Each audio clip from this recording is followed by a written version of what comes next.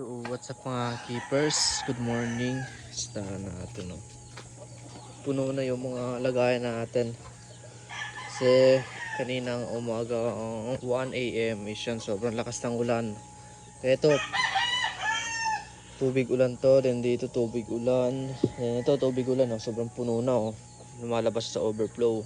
Ito rin, wala pa tong overflow. Kaya mamaya islalagay natin to overflow mga boss para hindi mag puno.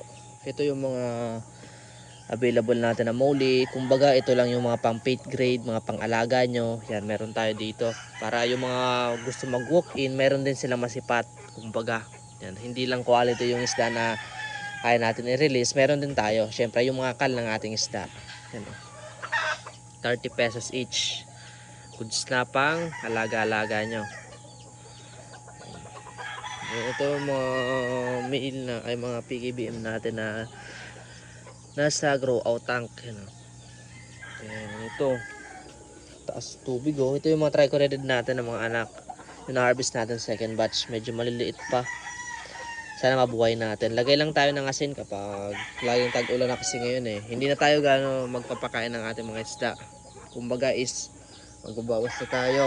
Hindi na gaya nung dati na sa isang araw kaya natin magpakain ng 3 beses. Ngayon mga isang beses na lang kapag maulan. Yan, oh. Mga trichoredid natin. May melanoma yung isa. Goods na yan kasi nakapag-drop na rin to. Nakadrop na to ng second batch. Ito yung mga first batch, oh. May mga lumabas na tancho. Yan. Yan. Halo-halo na yan yung mga gapi natin. Yung dito, mga PKBM. Ito nakalagay. May mga bale tail na rin dyan. Mga bale tail natin, oh. Dito rin. Golden zebra dyan. Then ito mga bale tail rin to. May mga bale tail pa tayo dito eh. Yan, oh. Mga bale tail. Yung mga pulkul gapis. Diba? Ito wala pa tong laman. Sa kabila is yan mga gapis naman. Mga tuxedo. Yan mga tuxedo koi. 5 pieces tong moli, ah. Ba't isa na lang nakita ko. Hanapin natin yung iba. Mukhang tumalon, ah.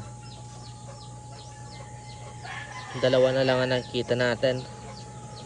Dalawa na lang ang nakikita. 3. Yan, oh, mga copper gold mga boss. Lipat natin dito. Bak kasi tumalon eh.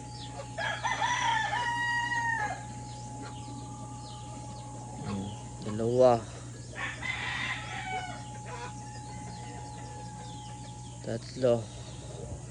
Wala pa yung dalawa. Nawala. 4. Isa na lang. Hanapin natin yung isa dyan. Wala kasi. Ito mga flat gold natin. Mga BKBM. Yellow glass belly. Dyan rin. Ito yung mga flat gold natin. May mga bale tail dito. Kaya ito lang yung ating update ngayon dito sa ating outdoor. Ito wala pa tong laman. Bala ko tong paglagay ng mga trichoredid natin na fry. Medyo pinapalaki pa natin dito. Mga 1 week is lilipat na natin yan dito sa grow out nila. Kaya yan, sa bagsak muna. Kamal Manik, nakabot kayo sa video to. Don't forget like, share, follow para updated kayo sa mga video. Thank you guys.